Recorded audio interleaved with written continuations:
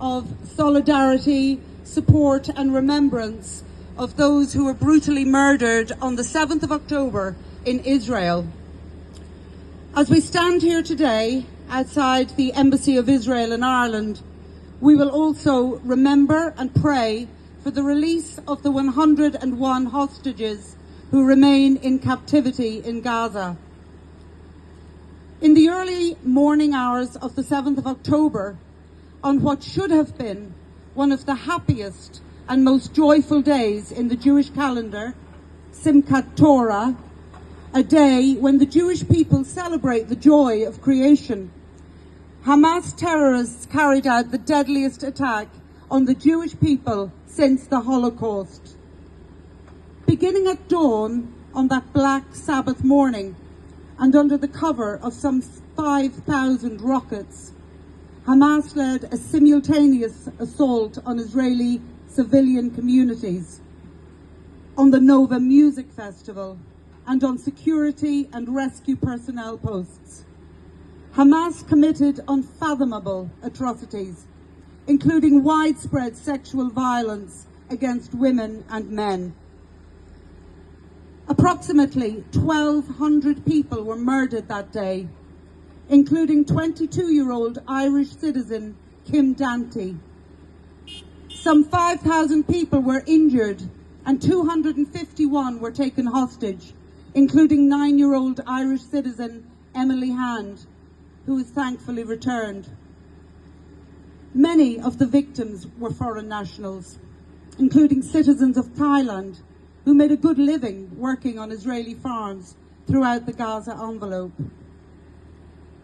Those who survived mostly fled Israel in terror following the atrocities. Other victims included Arab and Muslim heroes. As of today, 101 hostages remain unaccounted for, including a baby, a toddler, and a Holocaust survivor. Many of the hostages and victims of the 7th of October are descendants of Holocaust survivors themselves. They now face the pain of losing family once again due to hatred and religious fanaticism.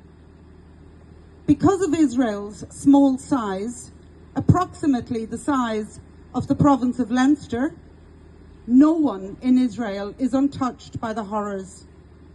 Every family is traumatized.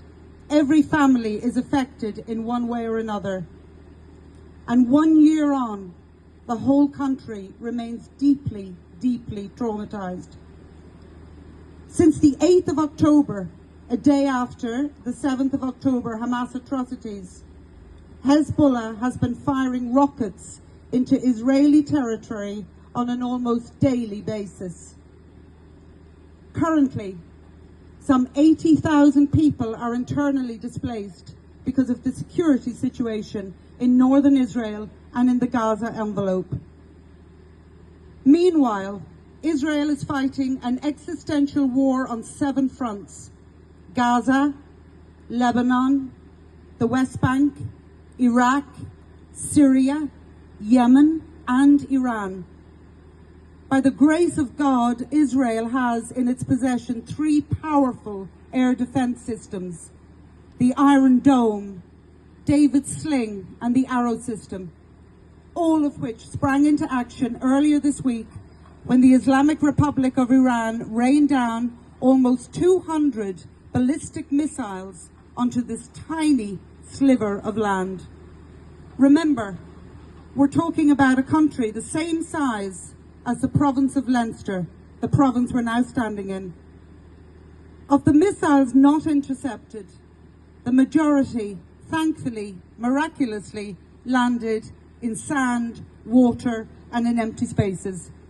That in itself, you'll have to agree, is a miracle. So today, individuals and organizations from a variety of different backgrounds came together to make this memorial vigil happen.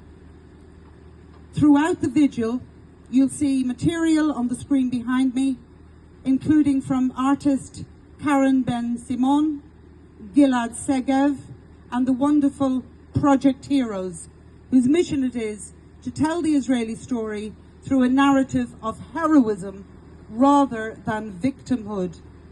You can check out more of their material on their website.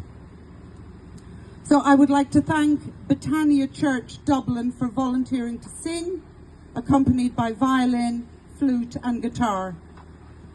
I would also like to thank All Nations Church Dublin, the Ireland branch of the International Christian Embassy Jerusalem, and Towards Jerusalem Council too, for their much needed and appreciated prayer contributions today.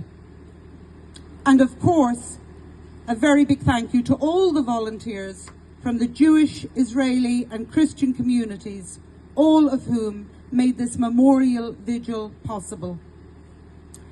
I will now hand over to Chief Rabbi of Ireland, Rabbi Yoni Vider, for the classic memorial prayer.